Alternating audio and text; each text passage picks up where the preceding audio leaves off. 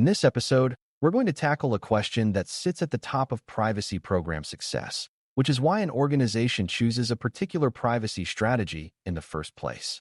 Beginners often assume privacy strategy is just a response to laws, like a checklist you follow because you have to, but real privacy strategy is shaped by a mix of business model realities, the environment the organization operates in, and the amount of risk the organization is willing to tolerate. The Certified Information Privacy Manager, CIPM, exam cares about this because privacy programs do not exist in a vacuum, and a program manager has to make decisions that fit the organization's purpose while still protecting people and meeting obligations. We're going to build a clear, plain language way to evaluate the drivers behind privacy strategy. So when you see a scenario, you can identify what is pushing the organization and what a realistic privacy response looks like. You'll learn to recognize how different business models create different data pressures, how internal and external environments change privacy expectations, and how risk appetite influences which controls are considered reasonable. By the end, you should be able to look at a situation and explain why a certain privacy strategy makes sense there, instead of treating strategy like a generic template. Before we continue, a quick note. This audio course is a companion to our course companion books. The first book is about the exam and provides detailed information on how to pass it best. The second book is a Kindle-only ebook that contains 1,000 flashcards that can be used on your mobile device or Kindle. Check them both out at cyber.author.me in the Bare Metal Study Guide series. A useful starting point is to define privacy strategy in a way that is practical rather than abstract. Privacy strategy is the set of guiding decisions that determine how the organization will handle personal information over time, including what principles it will prioritize, what trade-offs it will accept, and how it will build trust with the people whose data it processes. Strategy is not the same as a policy document, because a policy is a rule, while strategy is the reasoning that shapes which rules are created and how they are enforced. Strategy also is not the same as daily operations, because strategy sets direction while operations executes. In a privacy program, strategy answers questions like how much transparency the organization wants to provide, how it will approach consent and choice, how it will treat data minimization, and how it will decide when new data uses are acceptable. Importantly, strategy is influenced by the business model because the business model determines what data is collected, why it is collected, and what pressure exists to reuse it. If you understand the drivers, you can predict what strategy decisions will be tested and why they matter. Business model is a major strategy driver because it shapes the organization's relationship with personal information and with the people providing it. A subscription service that sells a product directly to customers often needs personal information to create accounts, deliver services, and maintain relationships, so privacy strategy may emphasize trust and retention because customer loyalty is essential. A business that relies heavily on advertising revenue often depends on tracking, measurement, and targeting, which creates pressure to collect and use more behavioral data. So privacy strategy may need stronger governance around transparency, choice, and limitation of secondary use. A business-to-business provider that processes data on behalf of other organizations may face obligations that depend on its role as a processor, so strategy may emphasize contractual compliance, strong security controls, and clear accountability for handling client data. A healthcare-related service may handle sensitive health information, making confidentiality and access controls central to strategy, even if the service is not a traditional hospital. A financial service may face high fraud risk and strict record-keeping expectations, which pushes strategy to balance privacy with verification and monitoring. The key lesson is that business models are data models, and privacy strategy has to fit the way the business creates value. When you evaluate a business model as a privacy strategy driver, focus on how value is created and where data sits in that value creation.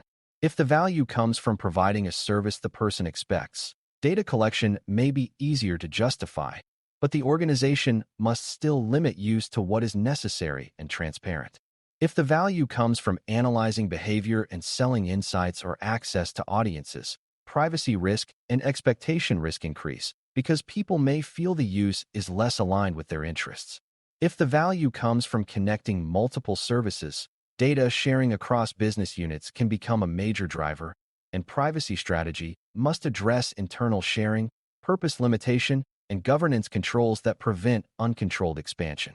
If the value comes from rapid innovation, strategy must address how privacy reviews are integrated into product development so speed does not create uncontrolled risk.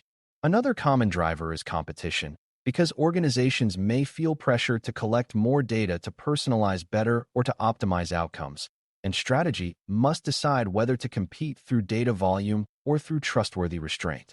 Exam scenarios may describe a business pushing for more data use, and your job is to recognize that the privacy strategy must balance business value against risk and trust, not simply say yes or no.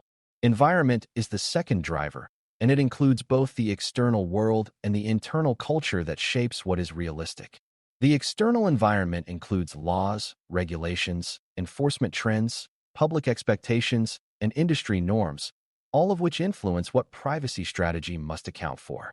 If an organization operates across multiple jurisdictions, strategy must address how to handle differing obligations without creating chaos, which often means standardizing on higher protections in key areas or creating adaptable program controls. Industry environment matters too, because some industries face stronger consumer sensitivity and stronger oversight, which makes trust a strategic asset, not a soft concept. Technology environment is also part of the picture because modern data flows, cloud services, and third parties can increase complexity and make privacy risk harder to see. Internal environment includes the organization's size, maturity, leadership support, and operational discipline, which influences how ambitious the privacy program can be at the start. A strong strategy considers what is possible now and what must be built over time, because strategy that ignores internal reality becomes shelfware. When you hear environment in an exam scenario, think constraints, expectations, and changes that the privacy program must respond to. Enforcement posture is an environmental factor that shapes strategy because it changes the cost of being wrong. An environment with active oversight and meaningful penalties increases the incentive to invest in strong controls, documentation, and governance, because the organization needs to be able to demonstrate compliance and reasonable decision-making. Even without dramatic penalties, a culture of complaints, media attention, and consumer activism can create reputational risk that pushes privacy strategy toward transparency and restraint. Another environmental pressure is business partnerships, because partners may require certain privacy practices to do business, such as stronger vendor controls, audits, or standardized contractual terms. If an organization wants to sell into enterprise markets, its privacy strategy may need to support customer due diligence expectations, including documented policies, training, and assessment processes. Environment also includes crisis events, such as major breaches in the industry, which can shift expectations quickly and cause leadership to demand stronger privacy posture. A good privacy program manager reads the environment like weather, meaning you cannot control it, but you can prepare for it. The exam often tests whether you understand that strategy must adapt when environmental conditions change. Now let's talk about risk appetite, because this is the driver that explains why two organizations facing similar obligations might choose different strategies. Risk appetite is the amount and type of risk an organization is willing to accept in pursuit of its goals, and in privacy, it includes both compliance risk and harm risk. Some organizations have low risk appetite for privacy issues because their brand depends on trust, their customers are sensitive, or their leadership is cautious. Others may accept more risk to move faster, innovate aggressively, or pursue data-driven strategies, though even then they must operate within legal boundaries. Risk appetite should not be treated as a vague vibe. It should be expressed through decisions about controls, approvals, monitoring, and the thresholds that trigger assessments. A privacy program translates risk appetite into practice by defining when a data protection impact assessment, DPIA, is required, who must approve exceptions, and how risk treatment decisions are documented. Risk tolerance is related and often used as the more specific level, meaning what level of risk is acceptable in a particular scenario. If you can connect risk appetite to concrete program mechanisms, you will answer exam questions more clearly. A key concept is that risk appetite is not only about the organization's comfort, because privacy risk also concerns the people whose data is being processed. A responsible privacy strategy considers potential impacts on individuals, not just the organization's legal exposure. This is where the exam often nudges you toward a balanced view. You must account for business objectives, but you also must account for fairness, harm, and trust. In practice, this means that even if leadership wants to accept more risk, there should be boundaries where certain kinds of processing are treated as too high impact without stronger controls.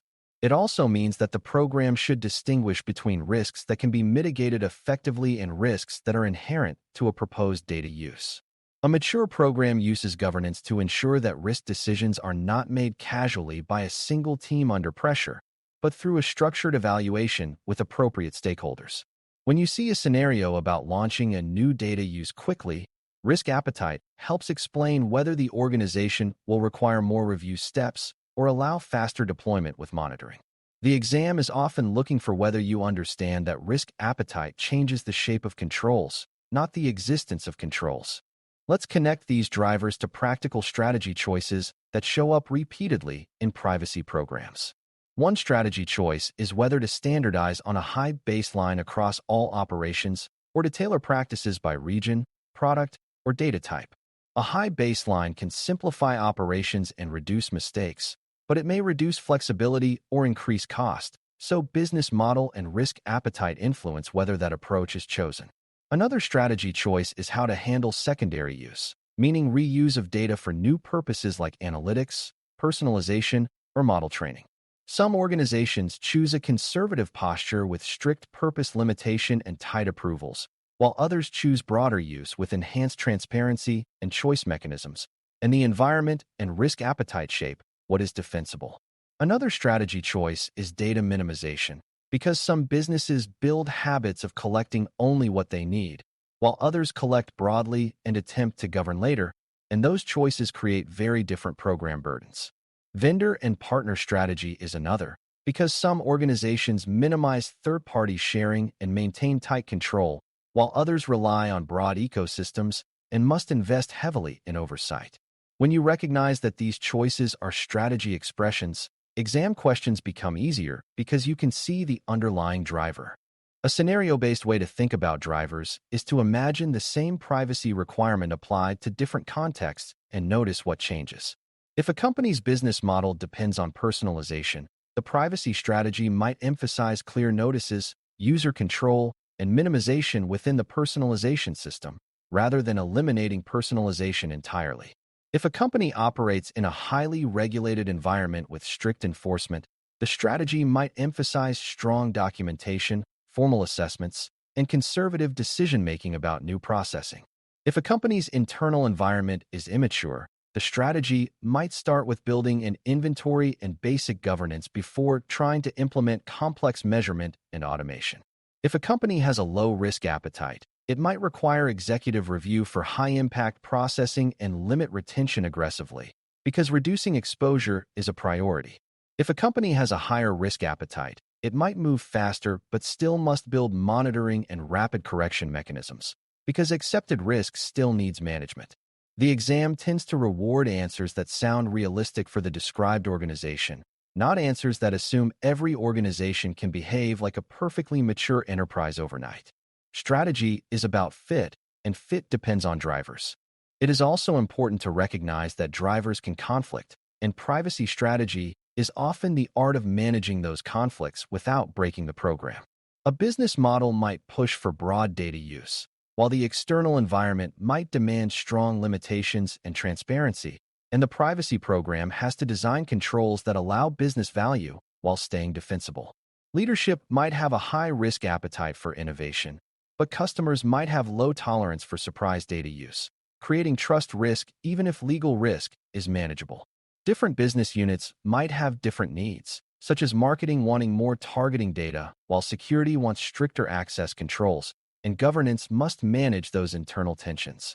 A strong strategy does not pretend conflict does not exist. It creates decision rules and escalation paths so conflicts are resolved consistently. This is why governance and risk management are inseparable from strategy, because strategy without governance is just opinion. When you see exam answers that promise a perfect world with no trade-offs, be cautious. Because program management is about controlled trade-offs, not fantasy. The best answers often acknowledge reality by choosing a structured approach that reduces risk while supporting legitimate needs. One of the most useful exam habits you can build is to listen for the driver cues in the wording of a question. If you see references to revenue sources, customer relationship types, or the nature of the service, those are business model cues. If you see references to multiple countries, sector requirements, oversight bodies, public trust, or recent enforcement actions, those are environment cues. If you see references to speed, tolerance for risk, leadership attitudes, past incidents, or willingness to invest, those are risk appetite cues. Once you identify the cue, you can predict what the question is really testing, such as whether the program should tighten governance, improve transparency, conduct an assessment, or adjust its data collection posture. This is not about overthinking. It is about reading like a program manager rather than like a student hunting for a single keyword. Drivers help you choose between plausible answers by showing which one aligns with the organization's realities and the expected program response. This makes your reasoning more consistent and reduces second-guessing. As we wrap up, remember that privacy strategy is not a generic checklist because it is shaped by what the organization is, where it operates, and how much risk it is willing to accept. Business model tells you how the organization creates value and how data is tied to that value, which influences collection, use, and sharing pressures. Environment tells you what rules, expectations, and constraints exist outside and inside the organization, which influences governance, transparency, and operational rigor. Risk appetite tells you how conservative or aggressive the organization will be in designing controls, approvals, and monitoring, and it translates into concrete program mechanisms like assessments, escalation, and exception handling. When you evaluate these drivers, you can explain why certain privacy strategies make sense and why others would fail, either by blocking the business unnecessarily or by creating unmanaged risk. This driver-based thinking will keep helping you as we move into governance models, organizational structure, stakeholder alignment, and program charters, because all of those topics are expressions of strategy made real. If you can consistently ask what the business model is, what the environment demands, and what risk appetite allows, you will make clearer decisions on the exam, and you will understand privacy program management as a coherent, practical discipline. Thanks for listening. For more audio courses, daily newsletters, and more, please visit DailyCyber.News.